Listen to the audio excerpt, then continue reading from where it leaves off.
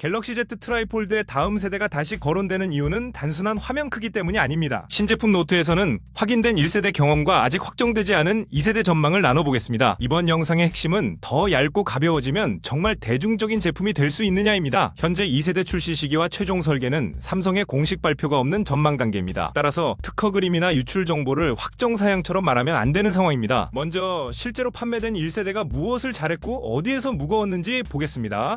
갤럭시 Z 트라이폴드는 두 번 펼치면 10인치 화면이 되는 3개 패널 구조입니다. 접으면 6.5인치 스마트폰처럼 쓰고 펼치면 작은 태블릿에 가까운 면적을 얻습니다. 세로 앱 3개를 나란히 띄워도 각각의 폭이 지나치게 좁아지지 않는 점이 강점입니다. 메일과 문서, 계산기를 동시에 두면 앱을 바꾸지 않고 한 작업을 끝낼 수 있습니다. 영상과 댓글을 나란히 보거나 큰 문서를 확대 없이 읽는 경험도 확실히 좋습니다. 이 정도 화면을 주머니에 넣는다는 사실만으로도 제품의 존재 이유는 분명합니다. 삼성 공식 정보에서 가장 얇은 패널은 펼쳤을 때 3.9mm로 상당히 얇습니다. 배터리는 세 패널에 나눈 5600mAh 구조이고 45W 유선 충전을 지원합니다. 카메라는 200메가픽셀 메인을 포함하고 칩은 스냅드래곤 8 엘리트 계열을 사용했습니다. 두 개의 서로 다른 힌지는 세 패널이 안쪽으로 접히도록 움직이게 설계됐습니다. 잘못된 방향으로 접으려 하면 화면 경고와 진동으로 알려주는 보호 기능도 들어갔습니다. 하지만 모든 패널을 접은 상태에서는 일반 폴드보다 무겁고 두껍게 느껴집니다. 1세대 무게는 309g이라 케이스까지 더하면 작은 태블릿에 가까운 부담이 생깁니다. 바지 주머니에 들어가도 걷거나 계단을 오를 때 존재감이 크게 느껴집니다. 한 손으로 오래 들고 메신저를 쓰면 손가락과 손목이 빨리 피곤해질 수 있습니다. 외부 화면 자체는 좋지만 무게 때문에 두 손을 쓰는 시간이 자연스럽게 늘어납니다. 카메라 돌출부와 세겹 구조 때문에 책상 위에서도 안정적으로 놓기 어렵습니다. 결국 휴대가 가능하다는 말과 편하게 휴대한다는 말 사이에 차이가 있습니다. 큰 화면은 PDF와 설명서,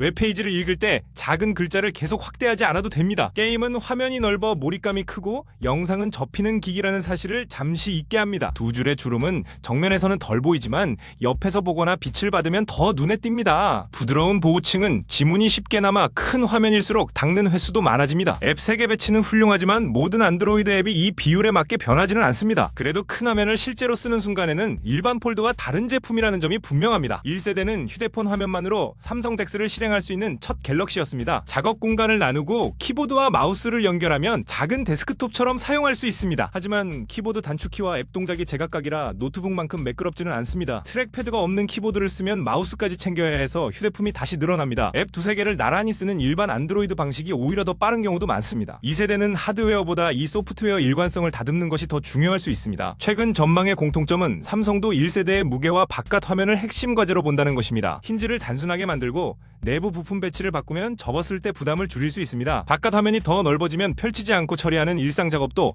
훨씬 편해질 수 있습니다. 다만 3개 패널과 2개 힌지를 유지하면서 큰 폭의 감량을 이루기는 쉽지 않습니다. 내구성과 배터리를 줄여 무게만 낮추면 트라이폴드의 장점 자체가 약해질 수도 있습니다. 그래서 숫자 하나보다 어디를 줄이고 무엇을 지켰는지가 더 중요한 제품입니다. 일부 특허 그림에서는 힌지 근처에 S펜을 넣는 독특한 아이디어가 보였습니다. 그 구조를 쓰려면 패널 폭이 달라지거나 화면 일부를 펜이 가릴 가능성이 생깁니다. 특허는 회사가 선택지를 확보하는 문서라 실제 제품 적용을 뜻하지는 않습니다. 삼성이 펜 입력을 연구하는 것은 자연스럽지만 2세대 탑재는 아직 확인되지 않았습니다. 더 얇은 힌지와 내장 펜을 동시에 구현한다는 전망도 기술적으로 충돌할 수 있습니다. 따라서 지금은 S펜을 구매 이후로 기다리기보다 공식 발표를 보는 편이 안전합니다. 미국 기준 1세대 시작가는 $2,899였고 512GB 단일 구성으로 안내됐습니다. 메인 화면은 20만의 접힘 시험을 거쳤지만 수리비 부담까지 사라지는 것은 아닙니다. 2개의 힌지와 3개 패널은 고장 가능 지점과 보호해야 할 면적을 늘립니다. 보험과 케이스, 키보드까지 더하면 실제 구입 비용은 본체 가격보다 커집니다. 카메라와 칩도 출시 시점에 가장 최신인지 따져야 비싼 값을 설명할 수 있습니다. 2세대가 대중화되려면 무게뿐 아니라 가격과 서비스 범위도 함께 내려와야 합니다. 큰 문서와 3개 앱을 매일 쓰는 사람에게 트라이폴드는 대체하기 어려운 도구입니다. 새로운 폼팩터를 즐기고 비용과 무게를 감수할 수 있다면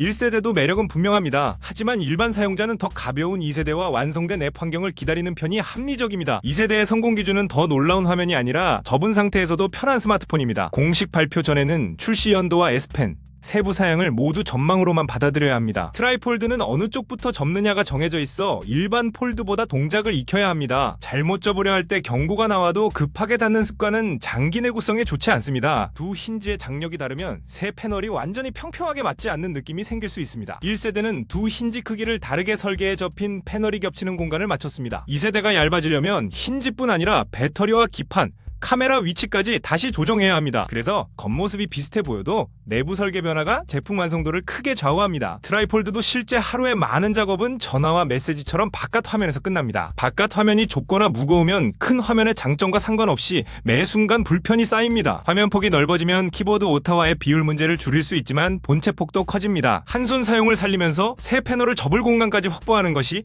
2세대의 어려운 과제입니다. 커버 화면과 메인 화면의 앱 위치가 자연스럽게 이어져야 펼치는 동작도 부담이 줄어듭니다. 결국 2세대 평가는 펼친 10인치보다 접은 6.5인치에서 먼저 시작해야 합니다. 출장에서 태블릿을 빼고 트라이폴드 하나만 챙기면 가방 무게를 줄일 수 있습니다. 하지만 키보드와 마우스, 충전기, 보호 케이스를 더하면 다시 작은 노트북 무게에 가까워집니다. 비행기 테이블에서는 화면이 넓어 좋지만 접히는 각도를 받쳐줄 거치대가 필요할 수 있습니다. 호텔에서는 외부 모니터에 덱스를 연결해 문서 작업을 이어가는 활용이 가능합니다. 이런 환경이 반복되는 사람에게는 높은 가격을 업무 시간 절약으로 설명할 수 있습니다. 영상 감상만 목적이라면 더 가볍고 저렴한 태블릿이 여전히 단순한 선택입니다. 배터리를 세 구역에 나누면 무게를 분산하고 각 패널의 두께를 낮출 수 있습니다. 반면 셀과 연결 회로가 늘어나 충전 제어와 열 관리가 더 복잡해질 수 있습니다. 10인치 화면을 높은 밝기로 오래 쓰면 5600mAh도 넉넉하게만 느껴지지는 않습니다. 접은 화면 위주로 쓸 때와 게임을 오래 할 때의 사용 시간 차이도 크게 벌어집니다. 2세대가 무게를 줄이면서 배터리까지 유지한다면 가장 의미 있는 개선이 될 수 있습니다. 배터리 용량이 줄어든다면 더 효율적인 칩과 화면으로 실제 시간을 보완해야 합니다. 200메가픽셀 메인 카메라는 큰 숫자를 제공하지만 망원과 야간 품질은 별도로 봐야 합니다. 접힌 본체를 들고 촬영하면 무게가 한쪽에 몰려 장시간 영상은 손이 쉽게 피곤합니다. 큰 화면을 뷰파인더와 편집 화면으로 쓰는 장점은 촬영 후 작업에서 더 크게 느껴집니다. 패널 하나를 수리해도 힌지와 화면 전체에 점검이 필요할 수 있어 서비스 범위가 중요합니다. 지역별 판매가 제한되면 부품 재고와 보증 처리도 일반 갤럭시보다 불편할 수 있습니다. 2세대가 세계 시장으로 넓어지는지 여부는 가격만큼 중요한 대중화 신호입니다. 첫 번째는 접은 무게와 두께가 실제로 얼마나 줄었는지입니다. 두 번째는 바깥 화면 폭과 키보드가 일반 스마트폰처럼 편해졌는지입니다. 세 번째는 10인치 화면 밝기와 주름,